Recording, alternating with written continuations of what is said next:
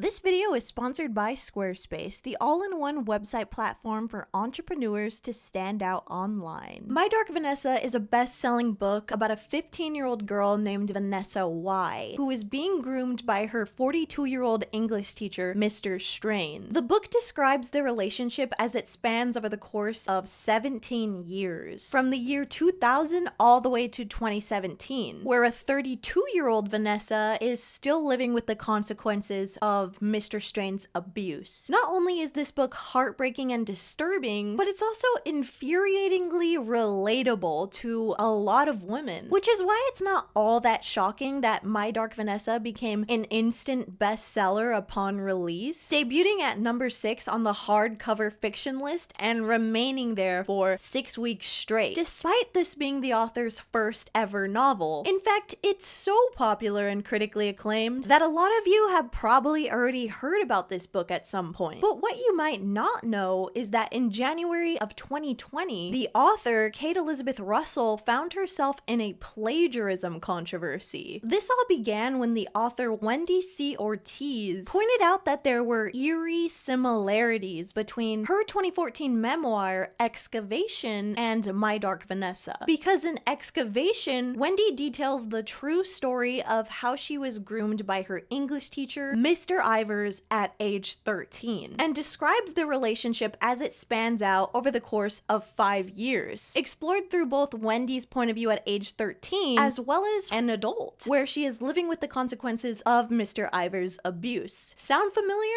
And like many great internet rabbit holes, this controversy started on Twitter. On January 19th, 2020, Wendy Ortiz subtweeted Kate Elizabeth Russell, writing, "Can't wait until February, when a white woman's book of fiction that sounds very much like Excavation is lauded, Stephen King's stamp of approval touted, etc." This tweet quickly set Twitter discourse ablaze, with people beginning to show Excavation support and also calling My Dark Vanessa the fictional white version of Ortiz's story, with many going as far as calling it plagiarism. In response to this, Russell reached out to Ortiz and told her that she had been working on this book since she was a teenager, with an early version of it existing as far back as 2009, and that she actually had read Excavation in 2015, but it was only one of about 80 other books that she read in research. Despite this, backlash against Kate Elizabeth Russell only continued to increase on January 21st, when Ortiz subtweeted My Dark Vanessa again, writing, "I'm uninterested in reading a book that sounds like the fictional take of a reality I lived, especially after the author, under duress of public opinion, let me know that she had read and enjoyed my book in 2015. Also, I don't support most 7-figure books. There's so much more out there." Twitter discourse and outrage persisted, and a few days later, Ortiz made another statement about My Dark Vanessa, this time in an essay for Gay Mag, titled Publishing from Outside the Gates. In this essay, she details how difficult it was to get Excavation picked up by even a small publisher. She talks about how she had no publicity budget at all, and the promotion of her memoir virtually fell on her shoulders alone. Not to mention, she was told time and time again that her story was not palatable enough for a wide audience. Meanwhile, Kate Elizabeth Russell received a 7-figure advance, as well as promotion from the likes of Stephen King and Gillian Flynn. Ortiz felt like the publishing industry, which notoriously lacks racial and ethnic diversity, had failed to bring attention to her memoir based on her, a Mexican woman's real trauma, yet that same industry rewarded a white woman with millions of dollars for a book that she believed may be the fictitious copy of Excavation. And now part of this is very valid. Like, Ortiz is absolutely right about people of color facing discrimination in the publishing industry. In fact, according to pen.org, 95% of American fiction books published between 1950 and 2018 were written by white people, which is insane. And so I do genuinely believe that Wendy was part of that statistic, because Excavation is genuinely a very good book. But her insinuating that My Dark Vanessa was plagiarism without even having read it seemed unfounded. And it was. We now know that Kate Elizabeth Russell didn't plagiarize Excavation. And you know why? Because this controversy forced her into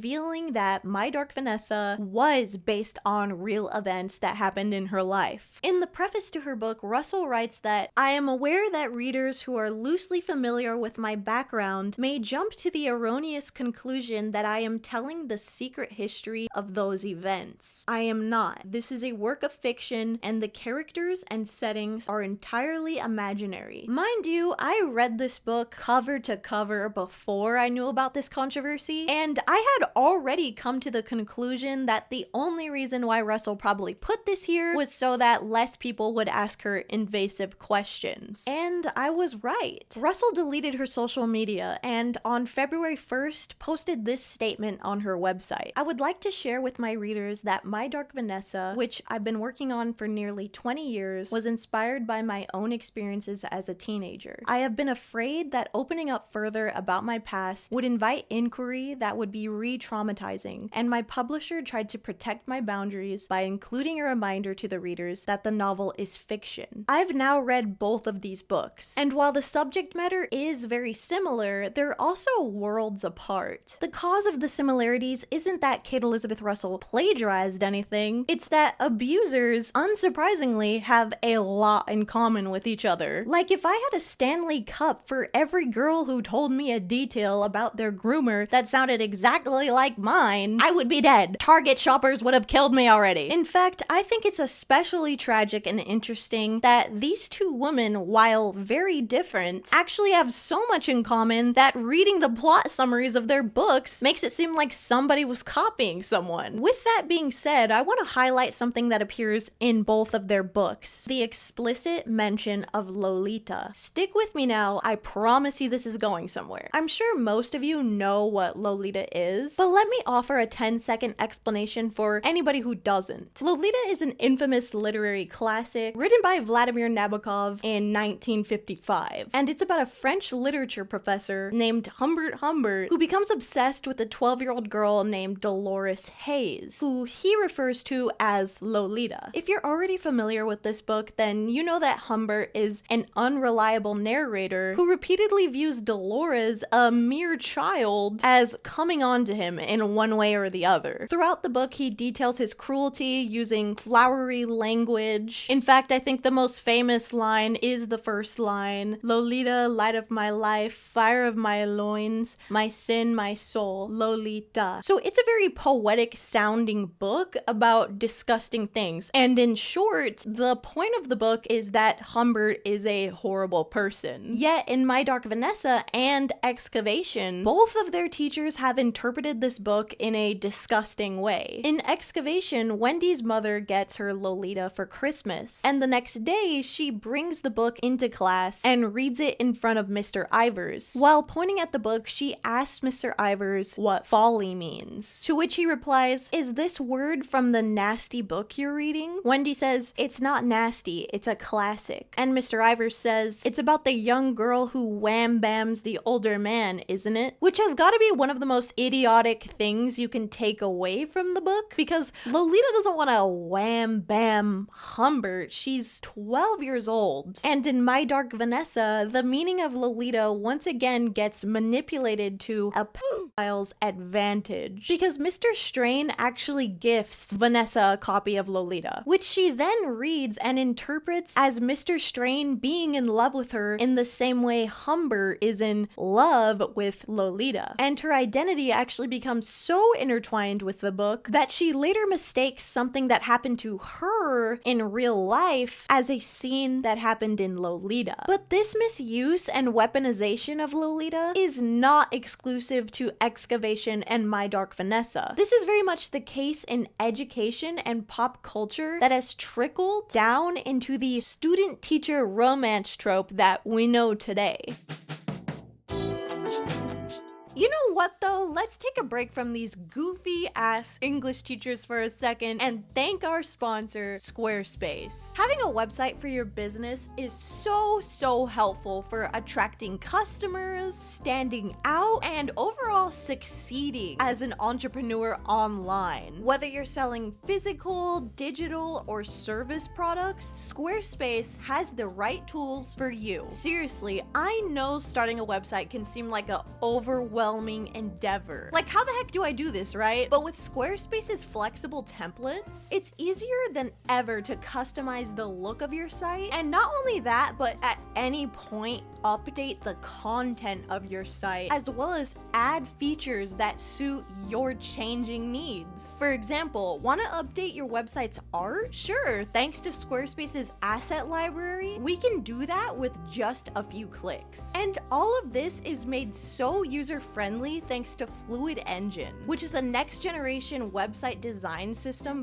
from Squarespace. Also, a lot of my creative friends have wanted to design their own clothes or start their own merch line, and I've been recommending them Squarespace left and right because they handle production, inventory, and shipping for you, which in turn saves you time and saves you money. So what are you waiting for? Pursue your entrepreneur dreams or elevate your already blossoming business today. Head to squarespace.com for a free trial, and when you're ready to launch, go to squarespace.com/NikkiCarryon to save 10% off of your first purchase of a website or domain. Thank you so much, Squarespace, for sponsoring us. Mwah. And now back to the video. On the back of my copy of Lolita lies a review from Vanity Fair that reads, "The only convincing love story of our century." Those words alone encapsulate this entire discussion, because many people regard Lolita as a taboo love story. And as a result, pop culture has not only romanticized the book, but also adopted the word Lolita to be synonymous with temptress. In fact, Lolita, as defined by the Merriam-Webster dictionary, is a precociously seductive young girl. So people have kind of hijacked Lolita, so much so that they have gone directly against the wishes of Vladimir Nabokov, the author. For example, in 1955, Nabokov specifically said he did not want the cover of Lolita to have any sort of depiction of a little girl. In fact, he said he wanted the art to be of an American landscape. "I want pure colors, melting clouds, accurately drawn details, a sunburst above a receding road with the light reflecting in furrows and ruts after rain, and no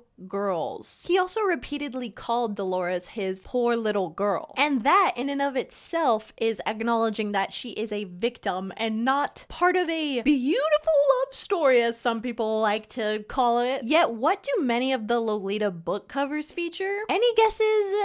No, a ton of little girls, many of which are too weird and disturbing to show you here. But one of the most famous ones, if not the most famous, is this one of Dolores wearing heart sunglasses with a lollipop in her mouth, which is imagery taken from the 1962 movie. And if you didn't know, Lolita has actually been made into a movie twice. You know, but even though there's those weird book covers that go directly against the author's wishes, at least the people who made the movies interpreted the book correctly, right?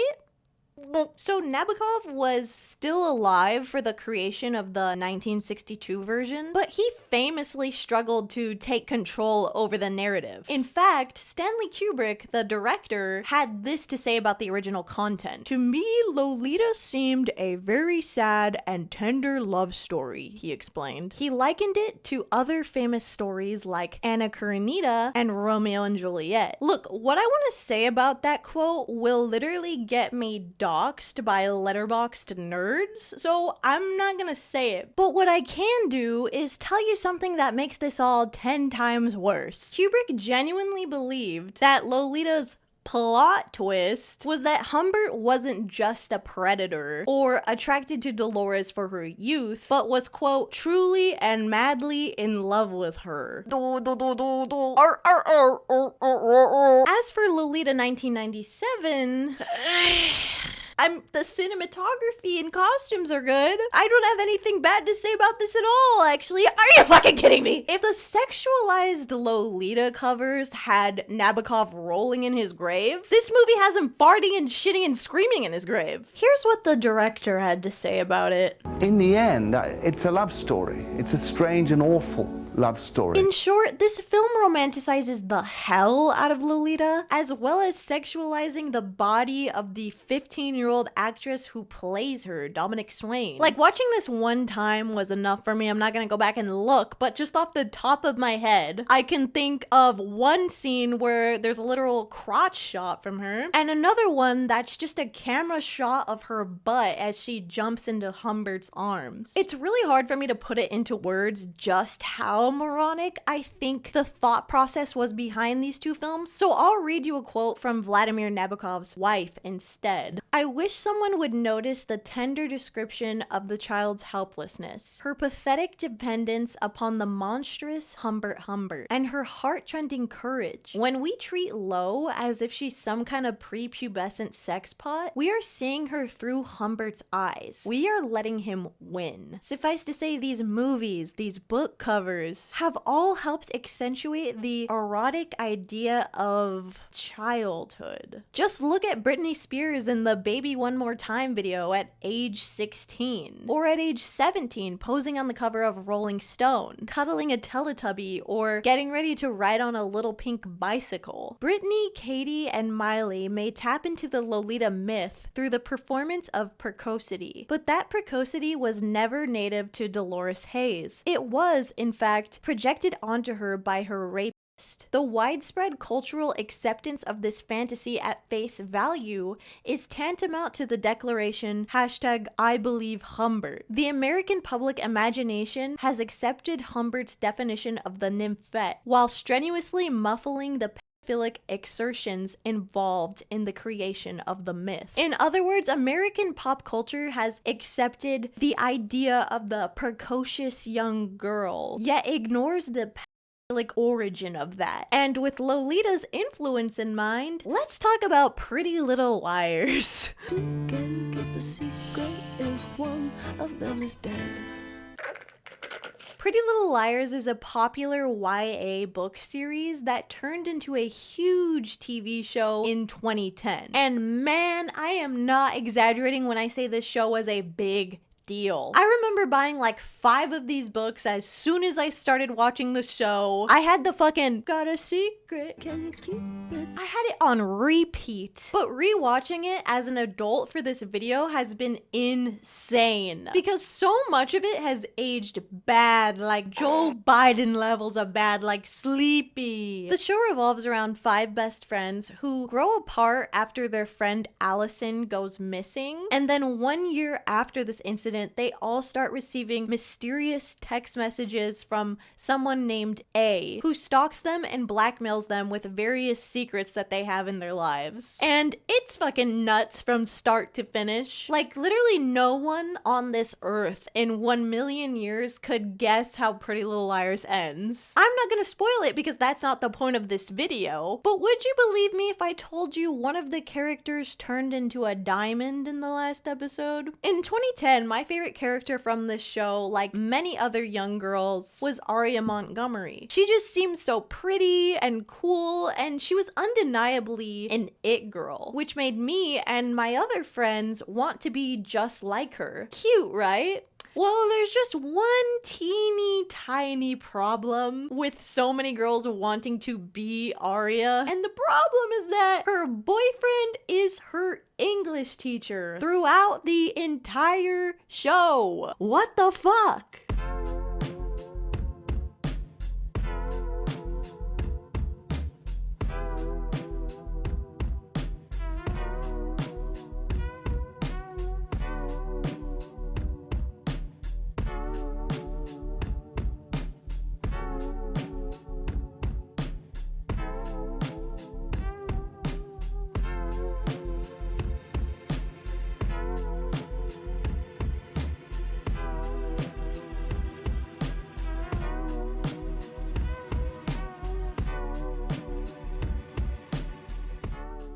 Their relationship starts in episode 1, when Arya, at age 16, uses a fake ID to get into a bar. But her and Ezra begin talking, and he's 22 years old. And he mentions that he's just starting his first year of teaching. Meanwhile, Arya insinuates that she's in college. What's your major? Well, I'm leaning toward English? The two of them end up hooking up in the bathroom, with Ezra assuming, obviously, that she's an adult. But the next day, Arya shows up to school only to find out that Ezra is her new English teacher. And he's clearly in shock. I mean, so much so that he literally goes... Later that day, Arya goes to Ezra's classroom and puts her hand on his, and tries to explain that she's still the same girl from the bar. And he says, no, it's different now, I'm your teacher. Okay, nothing's changed. Yes, it has.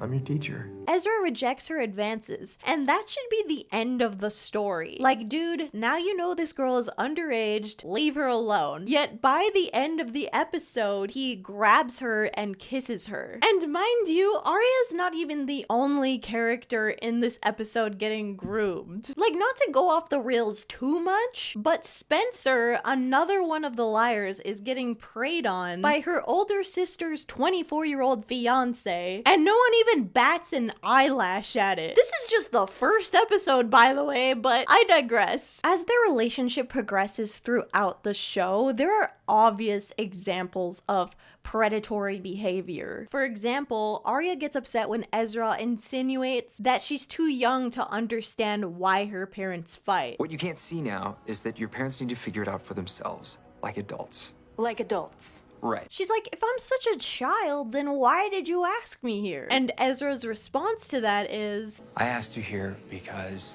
I don't see you as a child. I don't view you as a child. I don't see you as a child. Yeah, that's the whole problem. Another perfect example of his warped perception of her is in episode 17 when an angry parent comes storming into the cafeteria, and Ezra tries to calm the situation down by saying, You're in a cafeteria, Mr. McCullers, filled with kids trying to have lunch. Arya is one of said kids that are eating in the cafeteria. Like, huh? Oh my god, I hate him so much. Like, not to be one of those toxic people that, like, blames the actions of the character on the actor, but, like, I hate the actor too. I'm sorry. He's probably a nice person, but fuck you. What's your name? What's your fucking name? Ian Harding. I have beef with you, Ian Harding. But things only worsen when, in the next episode, we witness another adult enabling their relationship. Ezra and his friend from college take Arya to a bar and play darts with her. And his friend does initially give him some pushback on this. He gives Ezra a dirty look and also says this. I didn't pursue this, it just happened. And that makes it okay? And at first I was like, oh my god, Slay? Is he actually about to do something about this? But unfortunately, he shows no actual concern for Arya, and by the end of the scene is just making a joke about Ezra going to jail. When this is all over, she's gonna get her diploma, you're gonna get a pink slip and an orange jumpsuit. Moving on to season 2, Arya and Ezra immediately break up, which is literally nothing out of the ordinary. They break up like every 3 seconds in this show, and it just so happens that this time it's Arya breaking up with Ezra because he isn't making enough time for her, which, by the way, I genuinely feel like the showrunners writing Arya to be able to just break up with Ezra just whenever. Another thing that doesn't help with how romanticized and normalized this all appears is that all of Arya's friends back up their relationship. And don't get me wrong, I know as a teenager, everyone would probably be like, dude, what? You're dating a teacher? That's cool, okay? Not wanting a 16-year-old girl to date her teacher. Bottom line is, we are seeing this show through the eyes of the main 4 characters, and they give her profound advice like this. You guys love each other. You just need to find a way to connect again. But on to the parents, because don't fucking get me started on this. Oh my god, in season 2, episode 14, is when Ezra decides that it's a good time to tell Arya's parents about their relationship. So Ezra goes to Arya's house, he's standing in their living room, and he goes, I'm in love with your daughter. I'm in love with your daughter. I love Arya. And the room goes radio silent for like 40 seconds.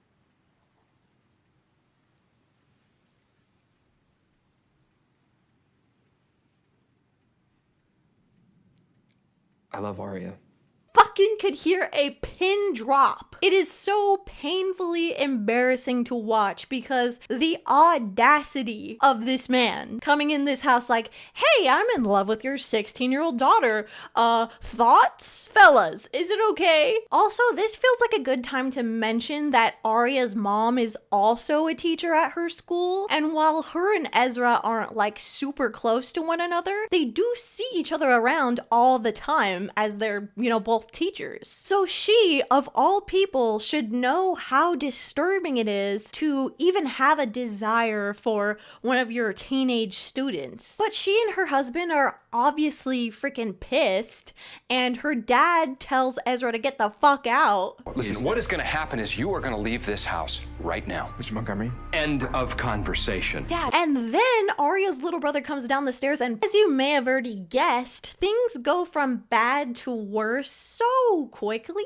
Like, instead of doing anything to actually get rid of Ezra out of this school, he's having an affair with a 16-year-old. He shouldn't be working at any school. But Byron, Arya's dad, his idea is to try to get Ezra a promotion so he will go work at a different school. Byron, please! Byron, how? How? You're literally giving this man a promotion. You're literally wanting him to get a raise and work at a different school. I don't understand the thought process. But, if you thought his reaction to this was ineffective, Arya's mom, Ella, her reaction is absolutely fucking, this shit's obtuse. By the end of the season, not only does Ella show up to Ezra's house and try to, quote, hear them out. Did you follow me over here with handcuffs, or are you just gonna yank me out by my hair? I'm not here to bring you home. I came to listen. Hear me out. I'm dating a 16-year-old. Hear me out. We kiss in front of the school bus. Hear me out, dude. Fellas, come on. Fellas, the way that Ella is so quick to try to understand their relationship is truly disturbing. And one thing she says that particularly pissed me off is this. I don't condone this relationship. But I'm also afraid of what may happen if I take the same stance as my husband.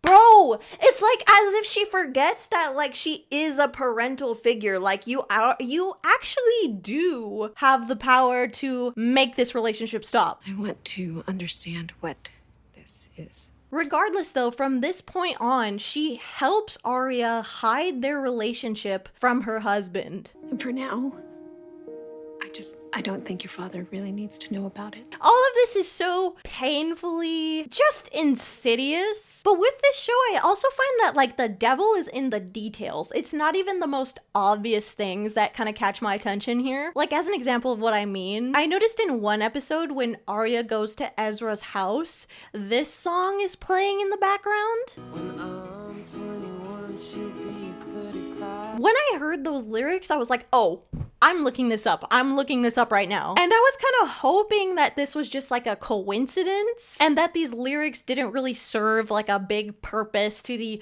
underlying message of the episode. But look at this. When I'm 21, she'll be 35. She makes me try her t-shirts, but I don't mind. Because when I'm weary, she offers me her shoulder. I make her feel young. She makes me feel older. So when I saw this little devil of a detail, I kind of referred to it in my head as a diet lampshading, which if you don't know what lampshading is, it's basically where the writers of a show or a movie kind of point out a major flaw in the story in like a tongue-in-cheek way. And I wasn't even gonna mention this song or these lyrics here at all because I was like, is this really important? Is this truly like a diet lampshade from the writers of the show? I was willing to let it go until I saw this. In season 2, episode 20, where we see Arya reading Lolita. And I know I kind of teased this scene earlier, but to try to give you context as to why Lolita is here, why Arya has it, the scene, the context is nothing. There's no reason for Lolita to be here, and there's no reason for the scene to start with it panned in on it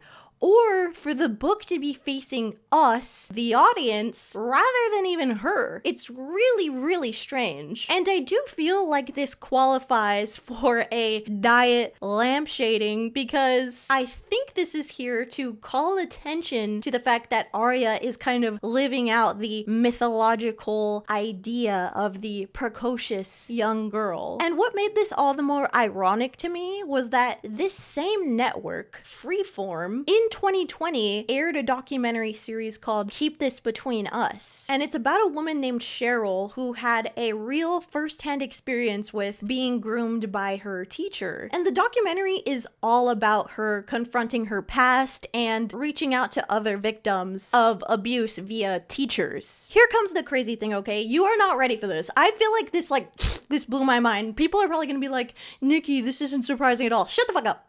This was crazy for me to find out. So in episode 1 of this docuseries, Cheryl talks about how she used to communicate with her teacher outside of school using secret emails, and that when they talked to each other, her name was Blue Pony, and meanwhile his was something Quilty. Quilty as in Claire Quilty, which is a reference to another character in Lolita that is also a child predator. The monster antagonist in Lolita. And the insidious nature of him having that username is made all the more clear when later in the episode, she reveals that not only did her teacher give her a copy of Lolita, she also found another victim from the same state who also had a teacher give them a copy of Lolita. Then I heard her talking about Lolita on a podcast and I thought, her story is identical to mine.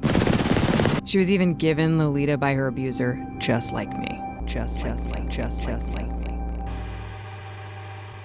Lolita has become every girl's shadow, a nightmare figure that follows her every day. In cars, in lights, on the pavement, on the bridge back home.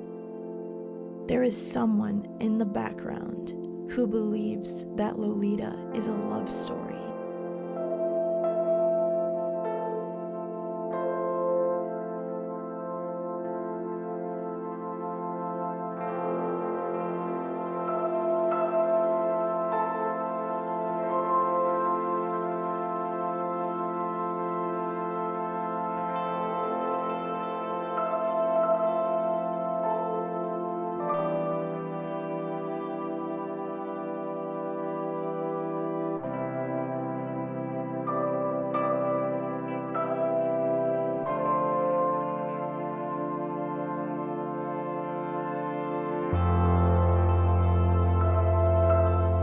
In the end, it's a love story. It's a strange and awful love story. Family problems, and she likes older men, and so you sort of see that in the pilot, how that causes trouble in her life.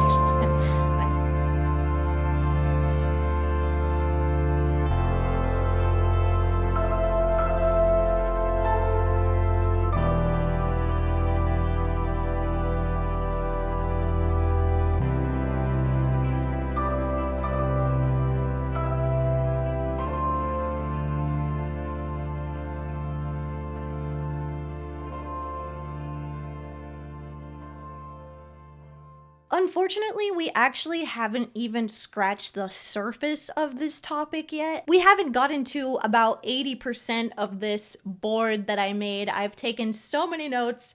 There is so much to discuss, and I really hope if you guys want the part 2 to this, you let me know down in the comments. This was kind of supposed to be the part 2 to the age gap video, but this is also kind of its own thing. But thank you so much to my patrons. Thank you guys so much, everybody who's been watching. I love and appreciate you all so much. I wish I had more time to talk about all of this with you guys today, but I'll see you again very, very soon. Mwah. Bye-bye.